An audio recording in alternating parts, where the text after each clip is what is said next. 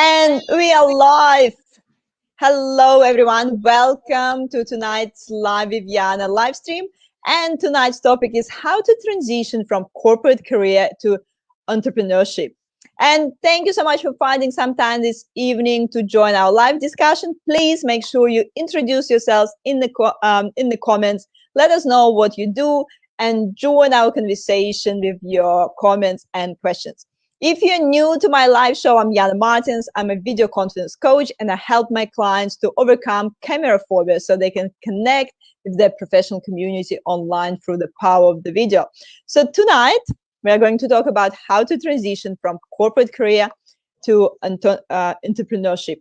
And Carol is going to share her valuable insights and a real life experience when it comes to leaving your corporate job and starting your own business, as she successfully made this transition herself.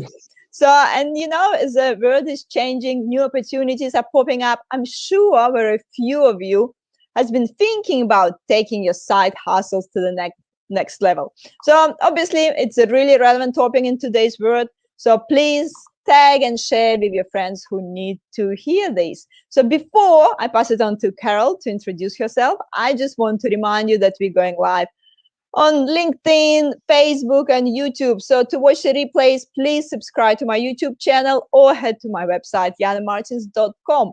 I'm going live every second Wednesday at 5:30 p.m. Melbourne time with various experts from my network talking about all the things personal branding, LinkedIn, career change, and job search.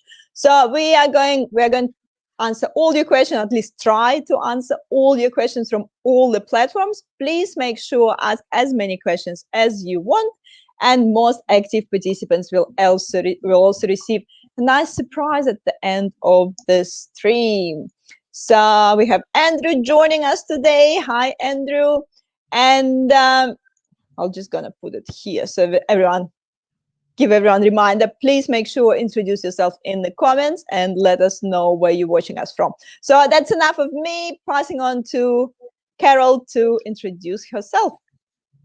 Hi, thank you, Yana, and thank you so much for having me back on your live streams. The second time I've been with you, and very excited to be with you again. So my name is Carol Benton. I'm a business communication consultant and content writer, and I help technology companies in particular to harness the power of words to win more business. So a lot of technology companies are really, really good at what they do, but they just find it a little bit hard to express that in words, whether it's written or verbal formats. So I help them work out exactly what their message is and get it out there in a way that their audience understands and that helps them to connect with their audience, convince them to engage and convert them into clients. Thank you, Carol. So I guess we're going to talk about exactly like your experience, how you made this transition. And I'm just going to ask you about your journey the most. And also, guys, whoever is joining us tonight, please let us know if you have any side hustle at the moment. And maybe you have this like little thought about actually, growing your little hustle in something sustainable and scalable. So let us know if you have your little side hustle on the go at the moment. So Carol, my first question to you would be, look, was it doubting to do so? I know you've been in the corporate career for almost like 30 years and suddenly stop it and start your business. So did you feel that it was like scary or doubting, or you felt like, nah, I'm just gonna nail it? That's a really good question, Yana. And look, first of all, when I left my corporate job, I was offered a redundancy package after 30 years. It was something I couldn't say no to. And much as I liked my job, I thought, no, I have to take this. And I didn't know what I was going to do, first of all. So I suppose it was a little bit scary, just in the sense of not knowing what I was going to do. And my story is that I went to see somebody you and I both know, Andrew Ford at Social Star, to ask for some help with my profile, my LinkedIn profile in particular, that would help position me to find my next role. And Andrew, we did a bit of an exploratory session around what sort of role I wanted. And at the end of it, Andrew said to me, Carol, do you really want to find another job? He said, I think you want to work for yourself. And it was an absolute light bulb moment.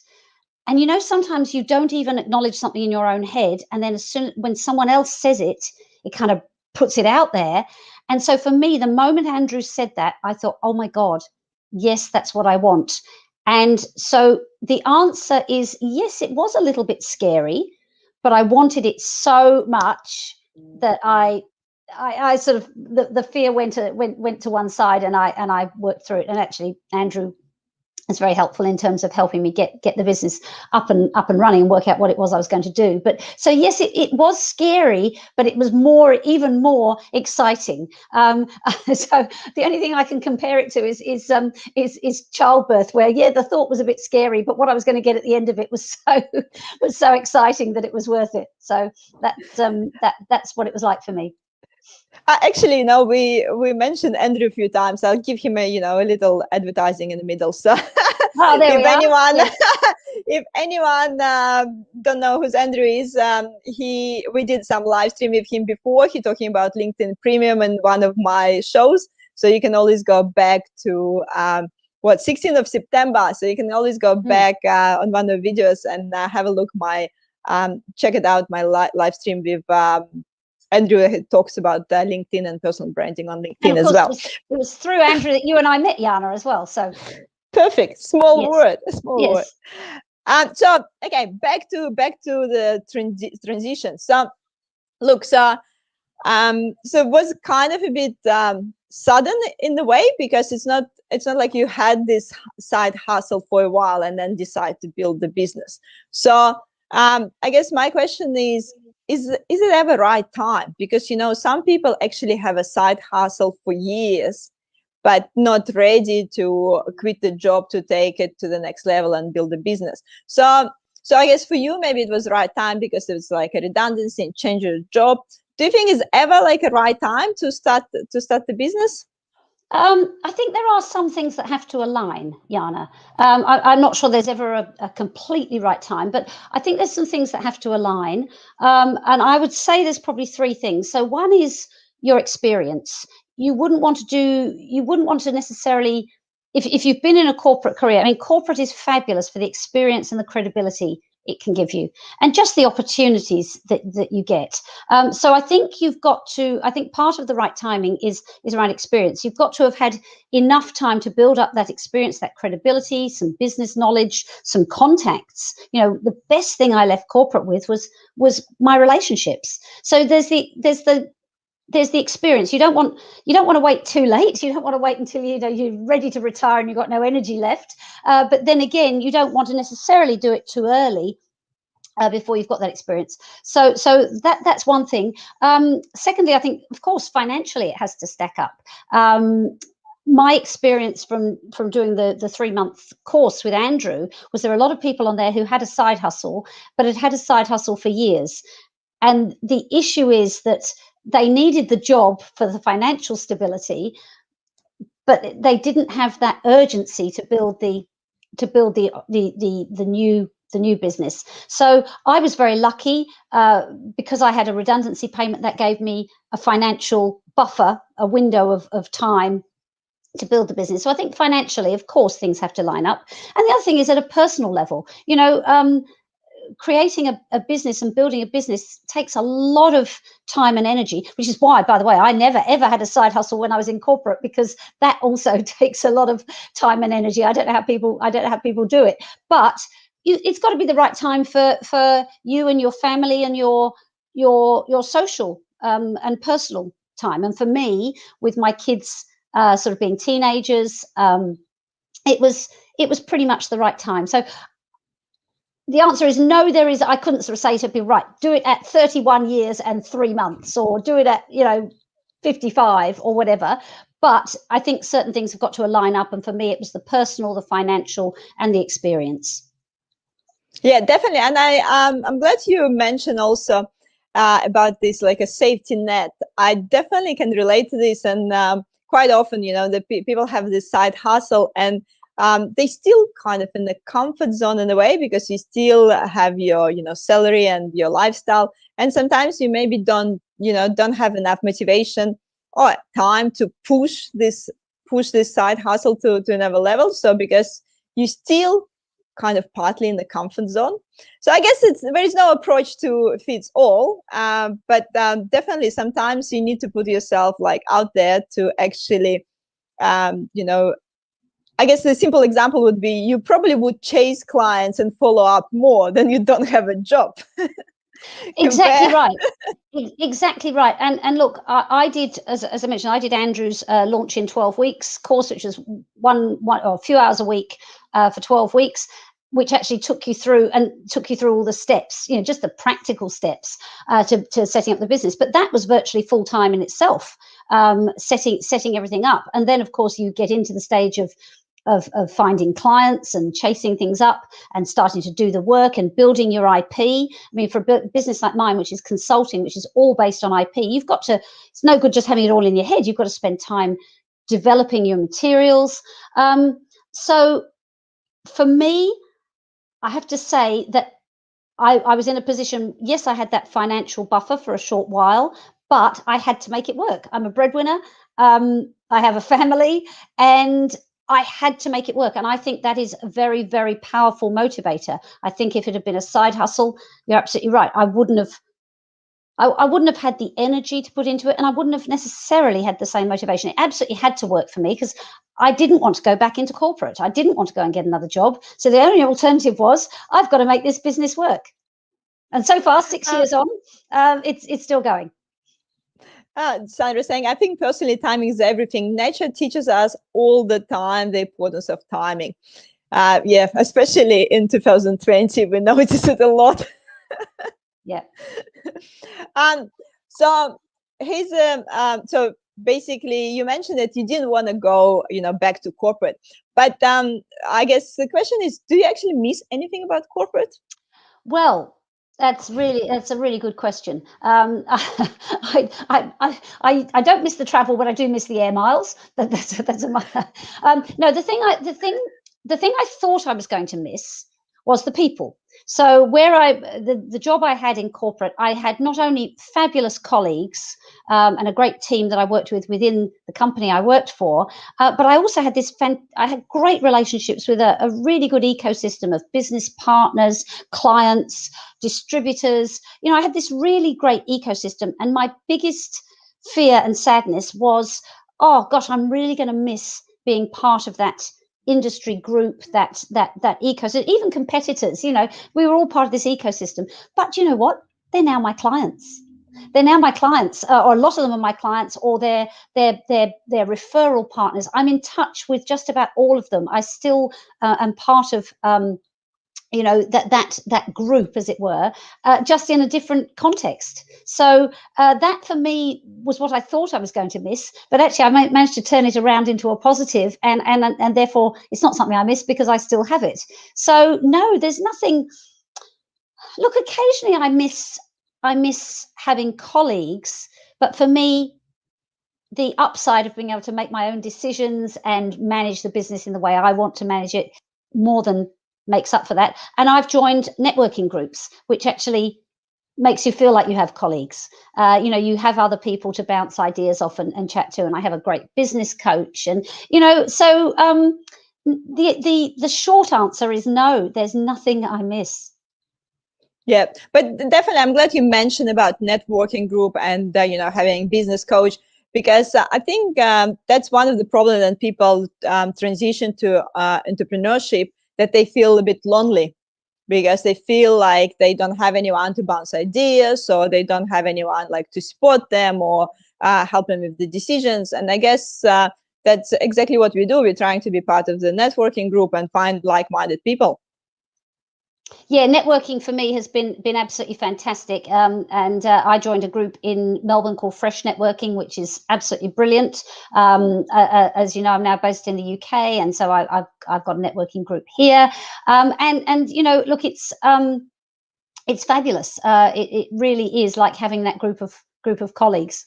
As well as actually having a group of salespeople, because they're all out looking for helping you grow your business, and vice versa. So for me, networking, I'd never done it in my, I mean, I'd networked in the sense of, had relationships with people in the industry, but never joined a networking group before. And I absolutely recommend it for any entrepreneur. It really is fabulous. And you find a lot of people that can help you with your business, with their products and services. You help people who will refer you. And as you say, just people to bounce ideas off. Yep, definitely. And I know we have a few bullet points here as well, where to start when you're creating your business. I guess that's something that you've noticed from your experience. I guess, where we would start if we want to make this transition to happen. Yeah, look, and this is bearing in mind, as I say, I'm not selling, I'm not manufacturing or selling a product. I'm a consulting business. So for me, the first thing was, what's the problem you solve? And in fact, so for me, I had this fortuitous conversation with one of my team. So just before when I was sort of transitioning out of my corporate job, one of my team said to me, "Oh, Carol, what are we going to do without you?" He said, "You're so good when we do proposals." He would write the technical stuff. Thank you, Noel. I know he keeps saying to me he should be on commission for my business for making the suggestion. But he said to me, "You're so good at writing those executive summaries, at pulling all those ideas together, at really creating an overarching value proposition." And I thought, oh, yeah, I think I am quite good at that. I wonder if anyone would pay me to do that. And I think there's a need in the market. And I looked around at all these IT companies I was dealing with in my job, because my career was in corporate IT. And I looked around at all these companies and thought, they're not the best at communicating. So that's the very, very first thing, is the most important thing, is what is it that you're going to offer? What is the problem that you solve? Who do you solve it for?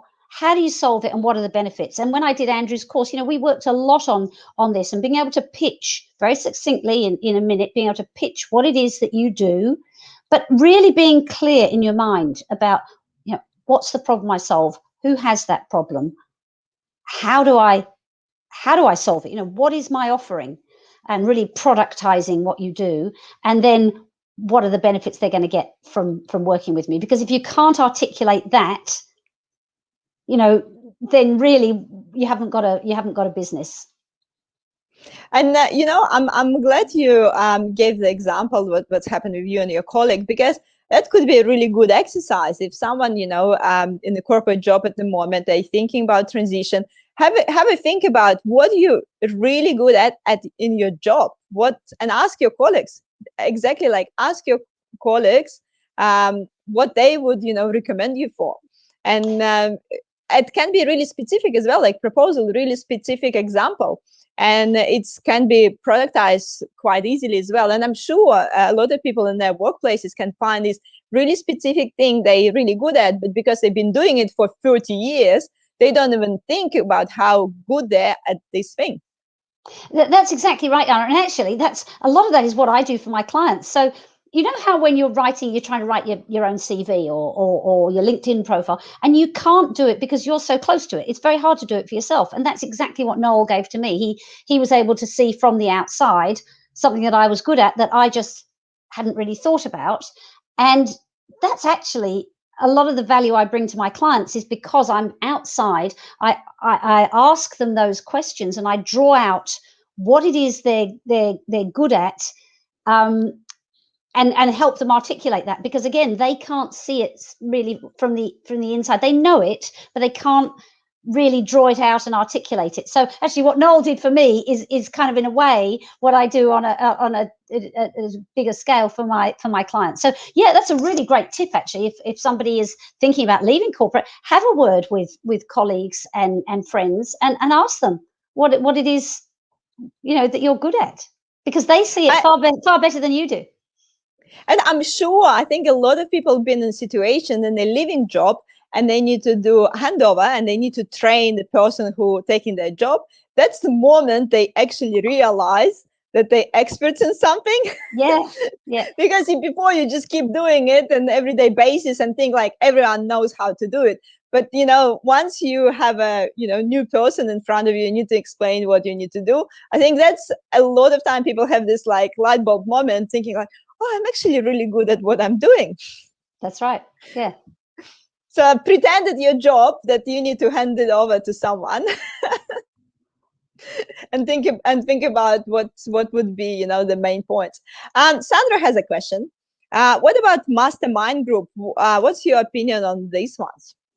Um, Sandra, I'm not quite sure what you mean by mastermind groups. Sorry, it's not a. I guess it's probably just like a type of like a networking groups that people probably networking more by the motivation rather than a specific business ideas. That's, I guess, and look, maybe Sandra can give us a bit more explanation about what's meant by mastermind groups. But I would say anything where you can discuss issues with like-minded people, other entrepreneurs, or other people in your industry sector in particular, is really, really beneficial, because they've got nothing to gain or lose by giving you honest and open feedback. So I think anything where you network and interact is really, really beneficial, especially if you're out on, if you're a one person business like I am. I think that's very, very valuable. I guess the one thing that could be, I don't know, a little bit dangerous about some of these mastermind groups, I would think. So people tend to give you only positive feedback. And yes, it's nice. It's nice that everyone's saying, oh, that's a great idea. You should do it, and, celebrate each other's wins. But I think like we all need this constructive feedback and a bit of a challenge as well. So I guess maybe that's a bit of a difference between like some particular groups that just there to, I don't know, lift each other up, and different groups where they look more on the like a business perspective and actually looking at the numbers as well.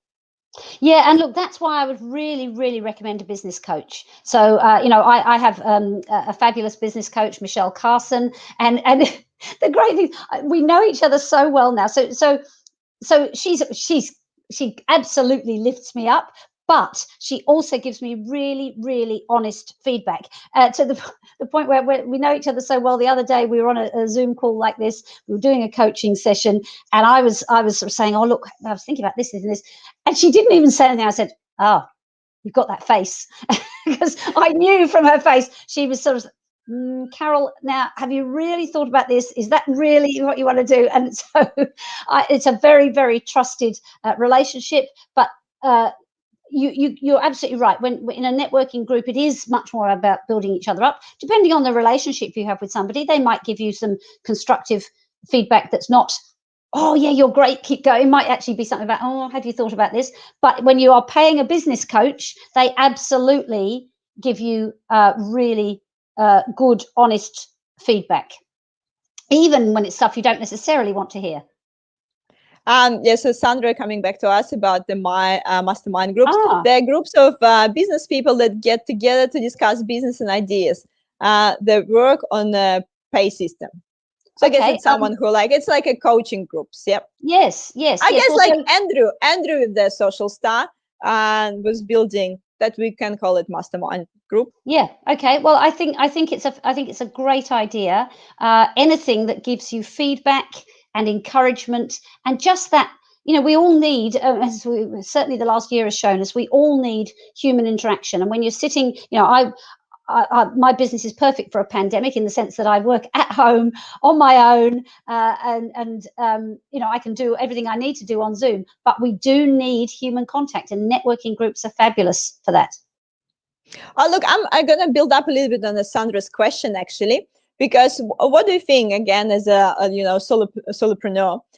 Would you rather be in a group with the people with the similar businesses? I don't know, maybe, group of like a business consultants and copywriters and things like this, that you might have similar challenges, or, like, for example, fresh networking, where you had people from completely different businesses. Do you have opinion on this? What was more beneficial for you, and what would you rather join? Well, I think you can have both in the same Mhm. group. So in both the networking groups I'm in, but let's use Fresh as an example. I'm the only communication consultant or content writer in my particular group. We're divided up into hubs. So I'm the only content writer in there. But for example, we had a proposal writer. And whilst I write proposals, that wasn't the category I held. So I actually welcomed him because we were able, it was lovely to have someone that really understood what I did and I understood what he did. And actually we passed each other quite a bit of business. So there's a lot to be said for that. And having people, or for example, for me, people like graphic designers, people like videographers, people like photographers who are all in that sort of content space. That is fabulous because you share clients, they're great referral partners, they've got an idea of what you do. But it's just as important to have people in other businesses too. So, to have your mortgage brokers, to have your financial planners, because they have clients who might need what I do. I have clients who might need what they do. So from a referral point of view, it's good to have a broad range. From the point of view of learning and supporting each other, it's very good to have people who are in similar businesses to you. And I know some people sort of they see that as competition. I've never seen other people who do what I do as competition. There's enough business for all of us, and it's really great to be able to bounce ideas off them. Yep, definitely. And we have a few more bullet points that you shared with me before Sure. regarding the communication for your your starting out business. So I guess because you in the business communication, you can definitely give us advice, like where we should start, with what sort of communication we should start, then we transitioning to entrepreneurship. Yeah. So for me, it was all about, as I say, I don't have a product it's about consulting, and it's about skills and IP. So for me, the very, very first thing is about developing a great pitch, because there are so many opportunities to engage with people who either might need your services or might know someone who needs your services. But unless you can articulate what you do and who you help and the benefits in about a minute, you're not going to get anywhere. And I tell people an absolutely true story. I was in a meeting with a surgeon, so it wasn't anything to do with business. He was going to do an operation on my sinuses, and I was in a meeting with the surgeon, who said, "Oh, what do you do?" So it was he's just being polite socially. And I said, "Oh, I'm a business communication consultant. I specialize in helping IT companies win more business through clearly articulating the value of what they do." So that's not even a minute. That's what, 10-second pitch. And I wasn't even thinking it was a pitch. But anyway, that's what I said. What he said next absolutely blew me away. He said, "Oh, that's interesting. I'm an investor in a technology company, and we need exactly that kind of help." He set up a meeting, and a week later I had a new client. So opportunity is absolutely everywhere, and you've just got to be able to really succinctly articulate what you do. So that's the very first thing for me. And we focus a lot on that in Andrew's course. And then the next thing would be, for me, is just get out there and tell people what you do. Now, that might be face-to-face, or it might be on your website and social media. But once you've got that really clearly articulated pitch, you just then turn that into telling as many people as possible. So I went to, as I said, one of the best assets I had when I left corporate was my network. I just rang up everybody I knew. It was in the days when we could do face-to-face meetings, and I went to see people. I said, "This is what I'm doing now." This is where the credibility and the relationships comes in as well, because although I was doing something different to my corporate life, there was enough trust and credibility that they assumed I was good at what I was going to be doing in my new business. And I just went to see everyone I knew and explained what I was doing and said, "Do you know anyone that needs this?" And a lot of them did. And that led, not that day, but literally in the following weeks. And one guy came back to me a year later, but that led to lots of contacts who are still clients 6 years on. And then, of course, more broadly, you've got to get it out there using your website and social media. But it all stems from that same really clear message. Before you go there, I just make a really important, announcement here, guys. If you haven't seen this live stream with Carol, Have a look in the previous videos because we had a whole live stream about how to write an elevator pitch for your business. So Carol give you like a step-by-step instructions how to do it. You can see it in my blog post at yanamartins.com as well with some bullet points. So make sure go back and check it out if you are struggling to put your elevator pitch together at the moment.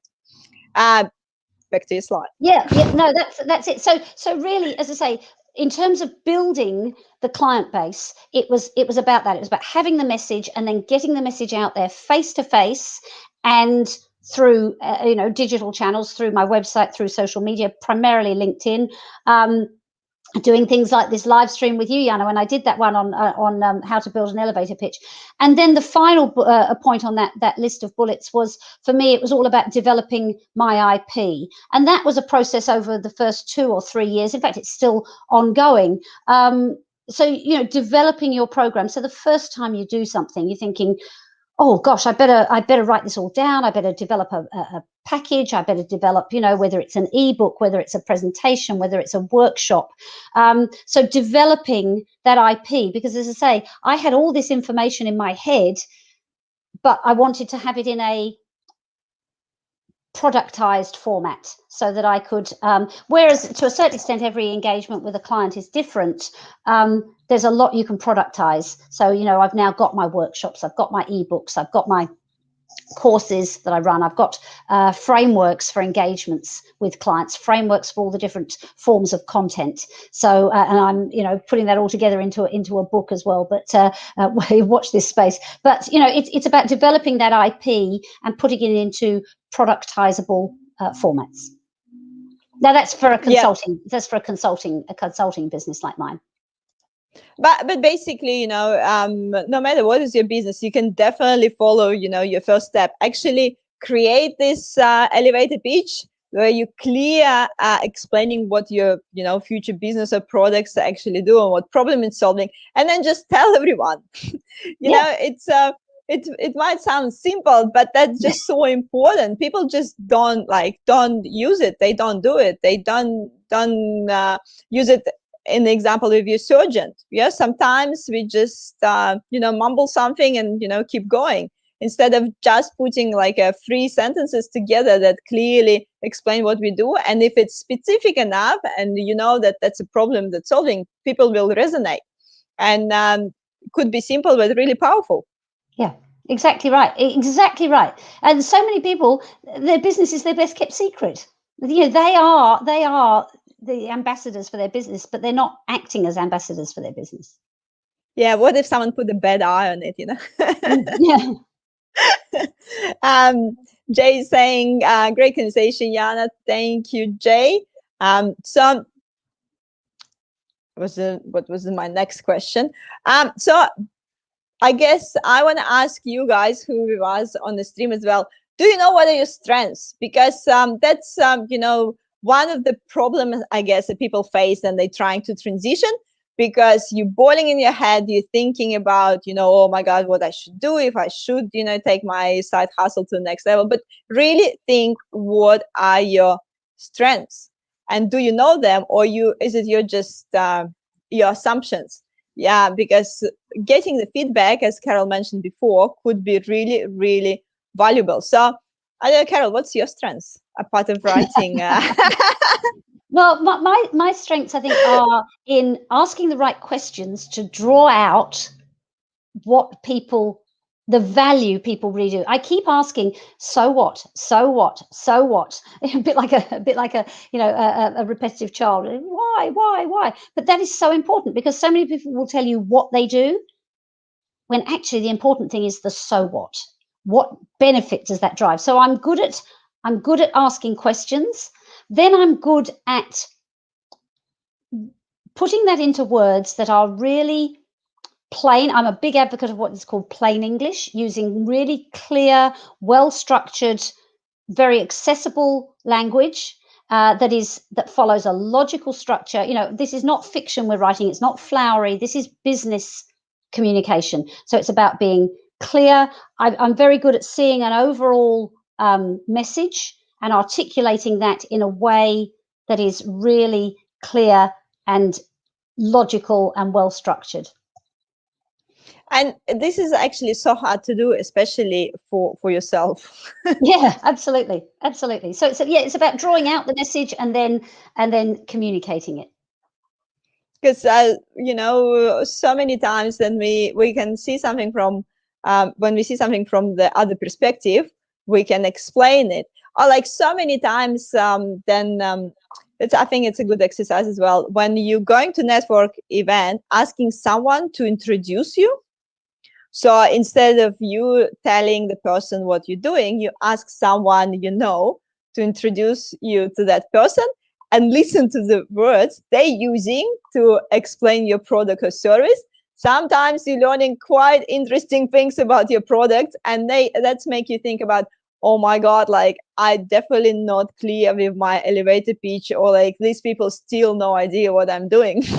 Do you know what? That's really interesting, Yana. We did that one time in my fresh networking group. We did that. We had to in between meetings, we had to just spend a few minutes with. We were all allocated another member. We were put into pairs, and the following week, instead of everyone doing their own 60-second introduction, you had to do somebody else's 60-second introduction, and it was a fantastic exercise. And we all learned a lot by hearing ourselves described the way someone else. And generally, they're more.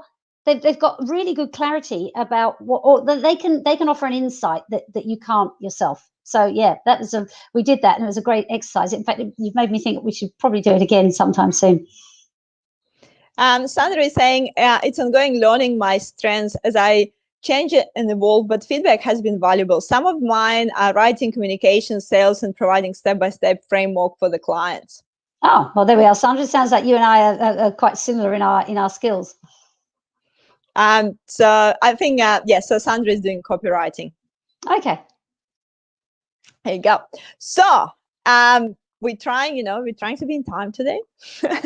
And I guess the last question I would like to ask you, Carol, just what would be just your top advice for someone who thinking about transition from the corporate career to entrepreneurship, but maybe, not sure, still hesitating? What is your number one top advice would be? Be really clear about what it is you want to do, or what it is that you are offering the market. Be really clear about that. And actually, it's kind of two, Yana. Sorry, I'm going to cheat a little bit, but it's all good. It's be really clear about that, and then put yourself under pressure. Put yourself under pressure. I didn't have a job. I mean, yes, I could have gone and found one, but I didn't want to take another job. This was my full-time earning potential, my full-time business. I was under pressure, but I was really clear about what I offered the market and the problem I solved and who I helped and how I helped them. So be really clear, and then put yourself under pressure so that you've got to go out there and do it. I have one more question now. Would you say till you have this clarity, maybe like still you have this clarity in the mind, maybe it's not we're coming back to this right time. Maybe it's not the right time to leave the job yet. Yeah, absolutely. Absolutely. You've got to have the clarity. You've got to be able to have that conversation that I had with my surgeon, that 10-second, and that you've got to be really, really, really clear. Because if you're not, how on earth can the market, your potential audience, be clear? And nobody buys something they don't understand. They don't buy something that they don't think they have a need for. So yeah, absolutely. If you haven't got that clarity, and I've seen that again with lots of people where they haven't left the day job because they haven't yet got that clarity. So yeah, I think that's really, really important. 100%. And I really like this simple example. No one buys, then they don't understand. Yeah. Nobody buys something they don't understand. I mean, that's true. And I always say, I don't understand how cars work. I mean, I bought a car. I don't understand how cars work, but what I understand is the benefit of having a car. So I understand the benefits. I don't need to understand what goes on under the engine. I'd like to, but I don't. Yeah. But it's about understanding what it gives you. 100%. Like if you'll see some fancy gadget or some device, but we no idea how it can how it can help us, why would we buy it? So yeah, look at this service from this perspective. If you can't clearly and simply explain what problem it's solved, and you don't have clarity, maybe ask for feedback. Maybe talk with more people. bounce ideas and try to nail this elevator pitch and tell it to a few people and ask them back to summarize it and tell it back to you if they actually understood what you're trying to say. Yeah. Oh, thank you so much, Carol. So we're up to our 40 minutes mark. Guys, I just want to remind you that I'm going live every second Wednesday at the moment. So in 2 weeks, we're going to go live with Michael, and we're going to talk about top tips for driving your career growth. So we're going to talk with Michael, if we at the job and we want to, move on, maybe ask for promotion or, maybe move horizontally, like what we can do. So Michael will be sharing his tips, and it will be on the 12th of May at 5:30 p.m. So I hope I will see you there in 2 weeks. And Carol, I'm going to put you on the spot to finish up this live stream. Can you share with us your favorite motivational quote? Oh, yes. It's from Lee Iacocca, who was who ran, I always forget which, talking of cars, who ran one of the big automotive companies. And I've got to see if I can get it right, but it's something along the lines of, if you've got a great idea, it's of no use unless you can communicate it. That's not the exact words, but it's something like, it's something along those ideas. There's no point in having the best idea in the world if you can't get your idea across. Then nothing's going to happen. 100%. Thank you again, Carol, for joining me this Melbourne evening and UK morning. It's my pleasure, Jana. And I'm sure it's not the last time I have you here on the live stream. So guys, make sure to connect with Carol. So you can connect with Carol on LinkedIn, or you can head off to the Carol website. So the Carol's business at Words to Win. And you can so you have a UK website now. Yes, Carol. UK. yes, I'm an international business now, Jana. So yes, UK or Australia. Here we go. Sorry, sorry, I meant to update that to show the Australian one, but look, there might be people watching. It does look, that's fine. They can contact me on either. There we go. You can do both. You can do UK. You can do Australia. So international business, Words to Win. Yes.